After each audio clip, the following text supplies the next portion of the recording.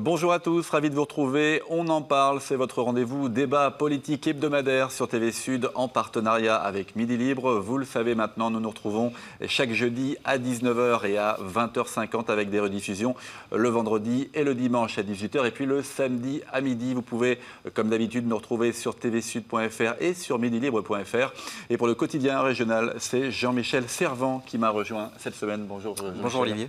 Et un duel politique cette semaine entre deux élus, UMP et Europe Écologie Les Verts. Nous allons, comme à chaque émission en ce moment, évoquer la campagne des municipales avec certaines thématiques de ces futures élections, la notion de métropole notamment, mais nous parlerons aussi fiscalité et puis nous évoquerons le climat social ambiant.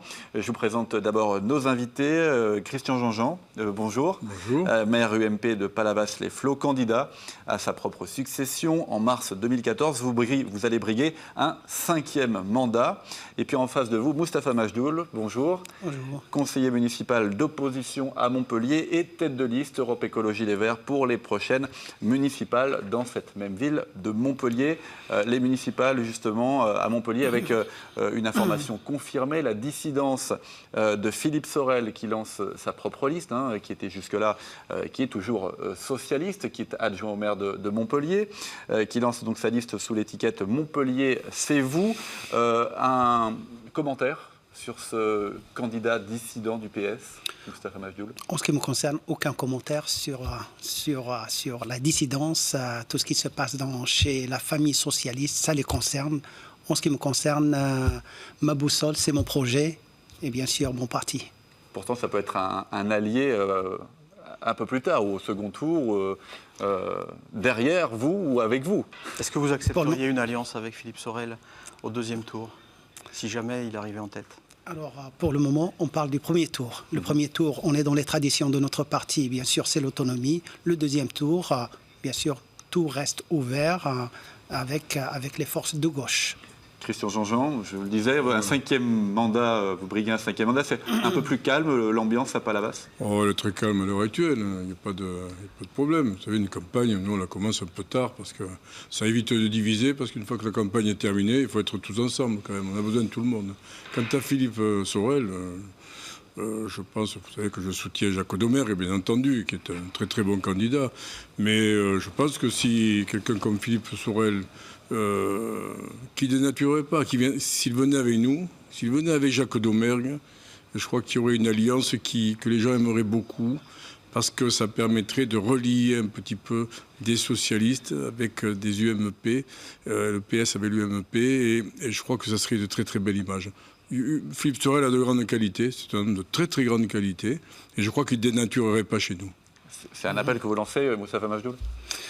Franchement, il y a une digue entre la droite et la gauche. Ça m'étonne que Philippe Sorel, que je connais bien, puisse répondre à cette invitation. Je crois qu'elle est même, osée. Est-ce que vous tendez la main? Ah, je suis pas Palavas, moi, donc, mais je dois dire que je connais bien Philippe Sorel, je connais très bien Jacques Domergue, ce sont deux excellents candidats, et je crois qu'il faudra qu'un jour, quand même, les divisions, ça me nuise, et qu'on essaie de se retrouver tous ensemble, parce que la situation du pays, alors j'élève un peu le débat peut-être, la situation du pays demande véritablement à ce qu'on se rencontre tous, que les bonnes idées soient mises ensemble, qu'elles soient de droite ou de gauche, qu'elles soient mises ensemble pour essayer de nous sortir d'affaires, parce que nous sommes quand même dans la nasse. Mais en ce qui concerne les citoyens, ils ont besoin surtout de clarté du message, clarté du projet, et pas c'est pas les personnes. On n'est pas en train de faire des alliances entre personnes, mais c'est surtout entre projets. Il faut que les projets restent clairs et transparents, et surtout lisibles par nos concitoyens. Sinon, on rajoute à la cacophonie et à ce manque de transparence. Moi, je suis clair. J'invite simplement. Maintenant, remarquez, si vous voulez venir vers l'UMP, l'écologie est quelque chose qui est apolitique, à mon sens, et qui ne départ pas ni d'un côté ni de l'autre. Voilà, donc je veux dire, il n'y a pas à rougir. Dans la mesure où on essaie de faire du bien dans l'intérêt général. dans l'intérêt général. C'est le peuple le plus important. Oui, À partir de là, on peut toujours se retrouver. Parce qu'il ne faut pas dire qu'on ne se retrouvera pas un jour ou l'autre. Il faudra qu'on se retrouve. On ne peut jamais inscrire, en ce qui me concerne, l'écologie dans une vision productiviste, dans une vision où il n'y a que la compétition. L'écologie, c'est aussi dans une vision plutôt solidaire, plutôt durable que dans une vision... Mon cher ami, ce n'est pas la guerre. Non, c'est loin d'être de la guerre. En tant que palavasien, comment vous jugez l'action de l'actuelle mairie depuis la disparition de Georges Frêche? Est-ce que vous pensez qu'il y a une amélioration? Est-ce que les choses se sont empirées? Est-ce que vous avez des relations aujourd'hui avec la ville de Montpellier? Bien sûr. Moi, vous savez, je ne me sépare pas. Je n'ai pas de Montpellier, Palavas. Ce sont deux entités qui vont vivre bien ensemble. Et j'aime beaucoup les Montpelliérains. Tous les Palavasiens aiment les Montpelliérains. Alors, ceci dit, après, des améliorations, bien sûr qu'il faut en apporter des améliorations partout, à tous les niveaux. On aura peut-être l'occasion d'en débattre. Je crois qu'il y a des améliorations à apporter. Il y a des améliorations à apporter au niveau de la ville. Il y a des améliorations, parce que n'oublions pas que c'est intimement lié, et plus que lié, à apporter au niveau de l'agglomération. Et là, il y a véritablement, à mon sens, à tous les niveaux, il y a des orientations à corriger pour essayer, pour le bien-être de chacun. Europe Écologie Les Verts est dans l'opposition municipale à Montpellier pour le moment. Vous avez le souhait d'en sortir de cette situation-là, quand même, à terme? On souhaite que notre projet soit un projet d'alternative et un projet qui pourra prendre un jour, bien sûr, le relais sur les autres projets menés jusqu'à maintenant. La vision, que ce soit pour l'UMP et même une autre vision gauche ou extrême gauche, à un moment donné, c'est la vision de l'avenir, c'est une vision, en ce qui me concerne, vision du durable et du responsable. Et c'est le projet que je porte. On va en parler dans un instant. On va revenir sur les thématiques des municipales. Un mot quand même de ce sondage dont je vous parlais tout à l'heure, un sondage paru dans le quotidien Libération cette semaine, un sondage Polling Vox pour la ville de Montpellier. Moustapha Majdoul, vous êtes crédité, on le voit, hein, Jean-Pierre Moore 31%, Jacques Domergue 22%, Philippe Sorel 11% et Moustapha Majdoul donc pour Europe Écologie Les Verts 10%. C'est un sondage, on est très très tôt hein, dans la campagne, il faut le rappeler, hein, le vote a lieu les 23 et 30 mars, donc c'est vraiment les premiers sondages. Est-ce que ça donne une indication hein, au deuxième tour, hein, ce serait Jean-Pierre Moore qui l'emporterait dans le cas d'une triangulaire? Comment vous prenez ce premier sondage à vraiment prendre avec toutes les précautions d'usage? Comme vous le dites, on le prend avec toutes les précautions d'usage. La campagne ne fait que commencer. Et c'est trop tôt pour juger d'ailleurs de la pertinence de ces sondages. Mais c'est une indication en ce qui nous concerne, 10% avant même de commencer la campagne. Vous y croyez? C'est pas un peu flatteur, 10% aujourd'hui à Montpellier? Les Verts représentent vraiment 10%? Moi, je crois que le sondage nous sous-estime. Je suis en contact avec les Montpelliérains, avec les acteurs économiques associatifs. Et il y a une très belle attente en ce qui nous concerne pour constituer cette alternative. Et je crois qu'on est sous-estimé. Jusqu'à présent, la figure emblématique des Verts à Montpellier, c'était Jean-Louis Roumégas. Hein, vous étiez souvent, vous étiez dans l'ombre de Jean-Louis. Qui est député maintenant. Roumégas. Qu'est-ce qui vous différencie un peu par rapport à lui? Est-ce que vous êtes vraiment sur la même longueur d'onde? Vous allez poursuivre ce qu'il avait amené avec Nicole Mosquetista? Oui, mais moi je dirais attention à cette culture des personnes, que ce soit chez nous, que ce soit ailleurs. Les personnes ou les leaders sont là pour porter le projet. Mettons le projet en avant, ne mettons pas les hommes et femmes. La tête de liste municipale est importante quand même. Hein, oui, mais dans l'esprit des électeurs. Bien sûr, mais ce qui est important, c'est surtout le projet. La tête de liste ou l'équipe, et je préfère d'ailleurs parler d'équipe qui porte le projet, c'est ça qui compte, c'est surtout le projet. Et je tiens à rappeler que Jean-Louis, il est avec moi, on est ensemble, comme on l'a essayé toujours. D'ailleurs, il sera le second homme sur la liste, et il est à 100% avec moi. Avant, j'étais derrière lui, aujourd'hui, il est derrière moi, mais c'est une équipe gagnante qui sera toujours, et pour aujourd'hui, et pour les jours à venir. Premier sondage pour Montpellier, mais j'imagine que vous regardez quand même, avec Christian Jean-Jean, ce qui se passe, même si on le rappelle, hein, c'est un sondage très tôt dans la campagne. Écoutez, vous n'êtes pas des débutants en politique. Et vous savez très bien que les sondages, d'abord, souvent, ça ne veut pas dire grand-chose. C'est une orientation, mais ça ne veut pas dire grand-chose. Nous vivons actuellement un tsunami sur le plan national. Et vous voyez que tout ce qui se passe, la problématique de l'emploi et du chômage, qui est énorme, qui pèse, la problématique sur certaines décisions gouvernementales. Regardez, j'ai écouté ce matin les résultats sur les impôts.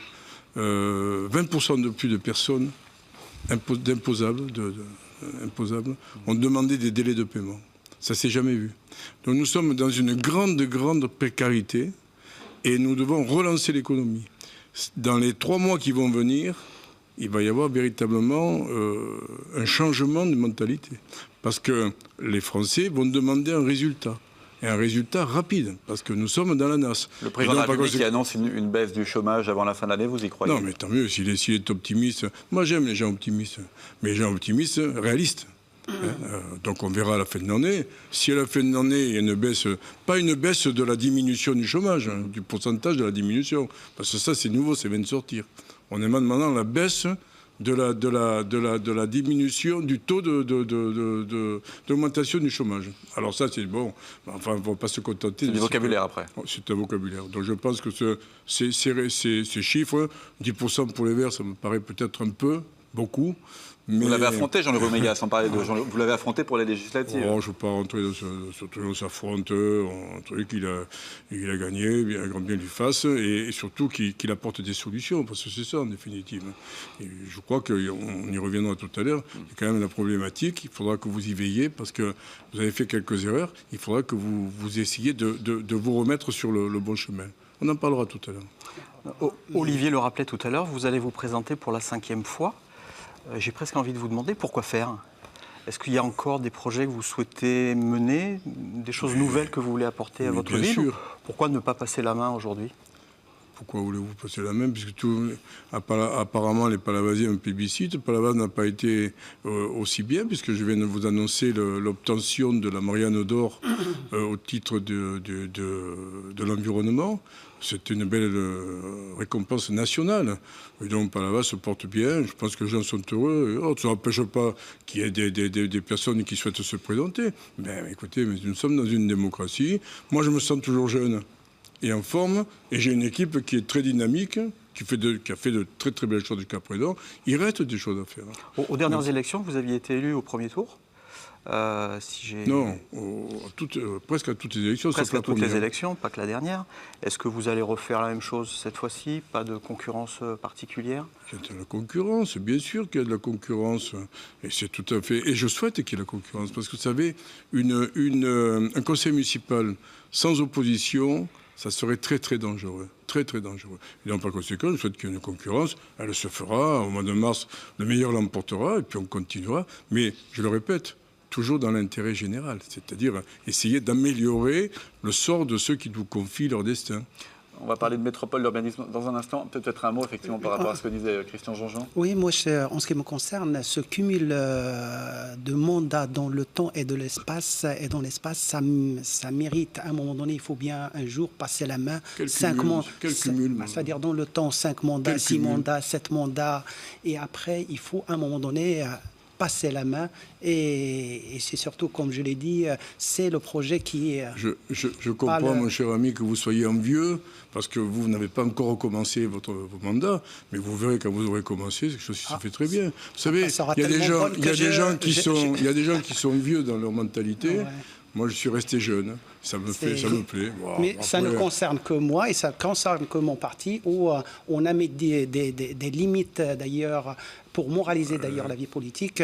C'est surtout des limites dans le temps et aussi dans l'espace. Je pense que la moralité ne se situe pas au nombre de mandats. La moralité, ça se situe peut-être ailleurs. Ça concerne notre parti. Mais je le comprends très bien. Je le comprends. Mais vous savez, la règle, c'est la démocratie. On se présente et puis... Les électeurs font ce qu'ils veulent. Ils choisissent le candidat qu'ils veulent. Et s'ils estiment que j'ai trop fait de mandat, ils sauront me le dire, ne vous inquiétez pas. Tout à l'heure, vous parliez de Jacques Domergue. Vos rapports avec les instances départementales de l'UMP n'ont jamais été au beau fixe. Il y a eu des hauts et des bas. Maintenant, ça va beaucoup mieux. Vous pensez que Jacques Domergue est vraiment le candidat qui peut apporter quelque chose encore à la ville? Pourquoi l'UMP On a quand même le sentiment que ça patine sur Montpellier depuis 10 ans. On n'arrive pas à trouver la bonne dynamique. Écoutez, pour l'instant, Jacques Domergue, c'est celui qui a été plébiscité. C'est un bon candidat. C'est le président du centre anticancéreux. C'est un homme reconnu sur Montpellier.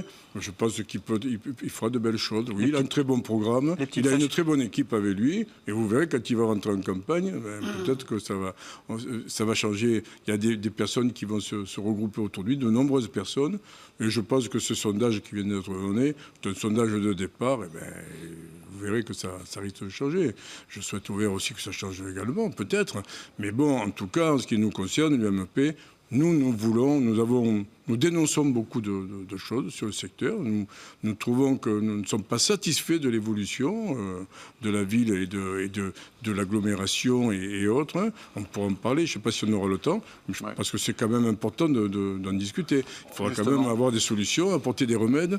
Et je pense que c'est pour tout le monde pareil. Voilà. Justement, une des thématiques qui va revenir dans les campagnes des municipales, c'est la notion de métropole, l'évolution de certaines agglomérations. En tout cas, Montpellier semble concerné par cette métropolisation. Est-ce que c'est une bonne chose pour vous, la métropole, Moustapha Majdoul? On sait que dans la loi pour la métropole, il y a le basculement de l'urbanisme au niveau de la compétence de la commune à l'agglomération. Est-ce que c'est bien? Et puis, qu'est-ce qu'on fait aussi pour la future métropole? Jusqu'où on va en termes d'urbanisation de la ville? Ça doit intéresser Europe Écologie Les Verts, ces questions. Oui, partons déjà du constat. Le constat, c'est qu'il y a une irrationalité dans le poids du millefeuille administratif. À un moment donné, il faut voir un peu plus clair.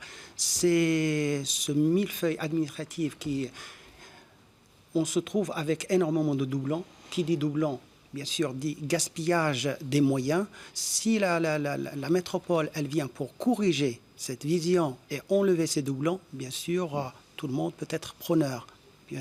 C'est mutualiser les moyens, c'est dégager plus de moyens pour les mettre dans les actions que de les garder dans le fonctionnement, parce que c'est une aberration de se trouver avec des services à la ville, à l'agglo, au département, développement économique par exemple, à l'agglo, à la ville, au département, à la région, et chacun avec une vision spécifique, avec peu de moyens. Vous dites c'est chacun ses compétences pour faire des économies? Maintenant, la métropole pourra corriger ça.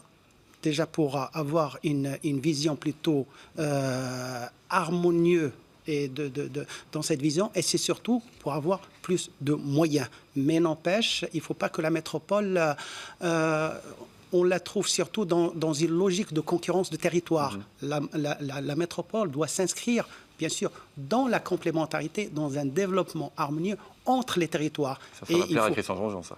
Et c'est surtout, tant qu'on ne revient pas à un suffrage universel direct, bien sûr, les citoyens ne peuvent pas s'approprier cette institution. Mais pour le moment, on n'a qu'un vote indirect, un vote dirigé et fléché.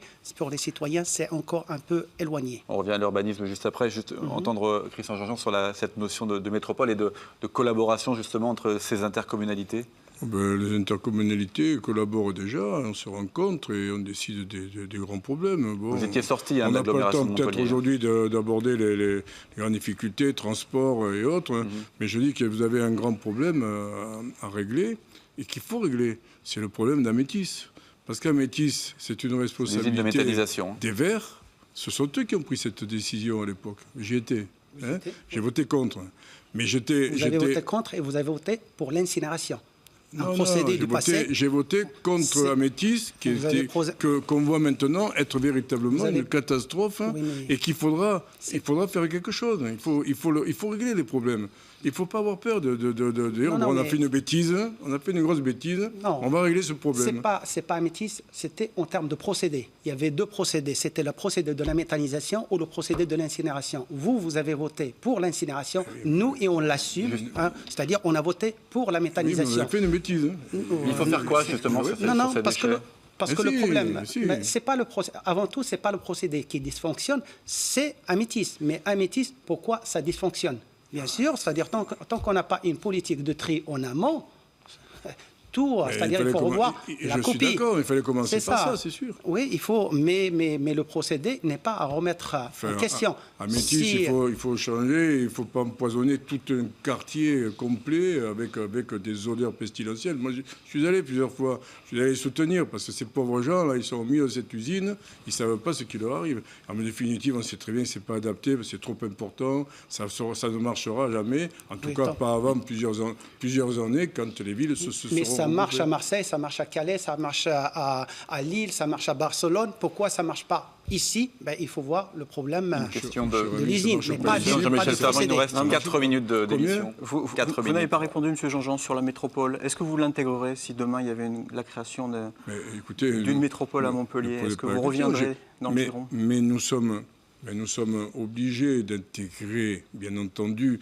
une métropole. Mais nous l'intégrerons avec des principes de démocratie, où l'un ne sera pas écrasé au profit de l'autre, c'est ça. Et je pense que Yvon Bourrel, qui est le président de l'agglo des Pays de l'Or, qui discute actuellement avec tout le monde, comme moi je le fais, sera à même de faire ressortir véritablement les intérêts que les Pays de l'Or ont à rejoindre cette métropole, si un jour ça se fait. Mais si on continue à faire des aménagements, comme on le fait sur l'avenue de la Mer, on est en train de mettre 10 000 logements sur l'avenue de la Mer et des bureaux, des trucs, on refait tout. Mais c'est pas là qu'il fallait le faire. Il fallait détourner par le nord de Montpellier. Là, vous êtes d'accord sur cette question-là? On dénonce cette urbanisation. Mais bien sûr, c'est complètement aberrant. On devait partir de la Nef, faire le détournement de l'autoroute de la Nef, passer au nord et dégager des terrains pour construire. Mais pas construire autour d'Auchan, de Carrefour, comme ça va être fait. Des immeubles de 10 étages avec des milliers et des milliers de logements. Mais on va saturer complètement. Mais nous sommes d'accord.